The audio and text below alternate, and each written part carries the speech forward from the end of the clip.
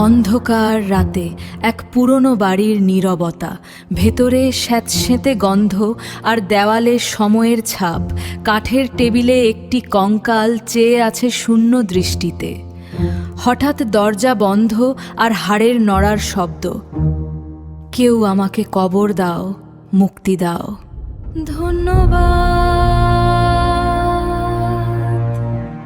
রাত তখন প্রায় 12টা।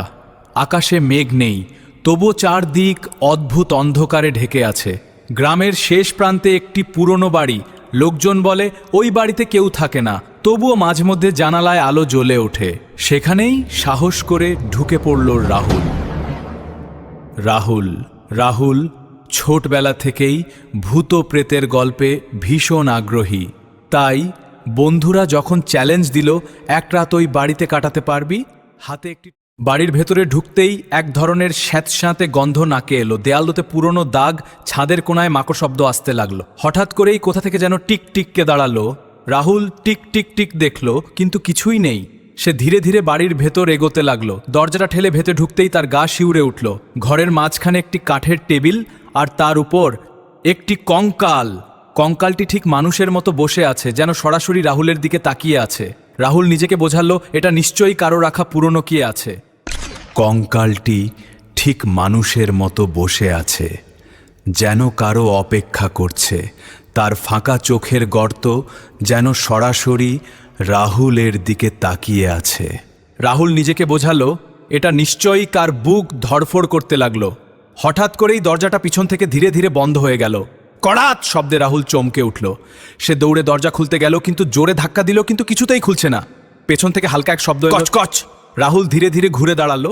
টেবিলের উপর কঙ্কালটি ঠিক মানুষের মতো বসে আছে, যেন কারো অপেক্ষা করছে। তার ফাঁকা চোখের গর্ত যেন সরাসরি রাহুলের দিকে তাকিয়ে আছে। রাহুল নিজেকে বোঝালো, এটা নিশ্চয়ই কার বুক ধড়ফড় করতে লাগলো। হঠাৎ করেই দরজাটা পিছন থেকে ধীরে ধীরে বন্ধ হয়ে গেল। কড়াত শব্দে রাহুল চমকে উঠল। সে দৌড়ে দরজা খুলতে গেল, কিন্তু জোরে ধাক্কা দিল, কিন্তু কিছুতেই খুলছে না।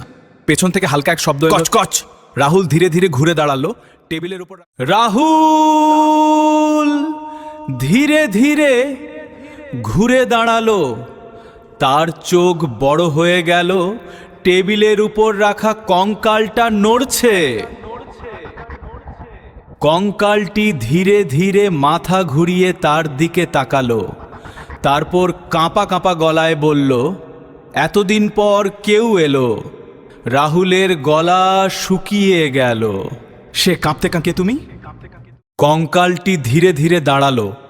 তার হাড়গুলো একে অপরের সাথে ঘষা খেয়ে অদ্ভুত শব্দ করছে। আমি এই বাড়ির মালিক। বহু বছর আগে আমাকে এখানে মেরে ফেলা হয়েছিল। রাহুল পিছিয়ে যেতে লাগলো। আমাকে যেতে দাও। কঙ্কালটি ধীরে ধীরে এগিয়ে এলো। কেউ আমাকে মনে রাখেনি, কেউ আমার কথা শোনেনি। তুমি কি শুনবে? রাহুল বুঝতে পারল পালানোর কোনো উপায় নেই। সে কাঁপা গলায় বলল, কি চাও তুমি? কঙ্কালটি থেমে গেল। আমার হাড়গুলো ঠিকমতো কবর দাও, তাহলে আমি মুক্তি পাব। রাহুল কিছুক্ষণ চুপ করে থাকল। আমি করব, আমি কথা দিচ্ছি। হঠাৎ করেই দরজাটা খুলে গেল। কঙ্কালটি আবার ধীরে ধীরে টেবিলের উপর বসে পড়ল, যেন কিছুই হয়নি। পরদিন সকালে গ্রামবাসীদের নিয়ে রাহুল বাড়িটিতে গেল। সবাই মিলে কঙ্কাল শ্মশানে যথাযথভাবে কবর দিল। সেই দিন থেকে আর কখনো ওই বাড়িতে অদ্ভুত আলো জ্বলেনি, কোনো শব্দও শোনা যায়নি।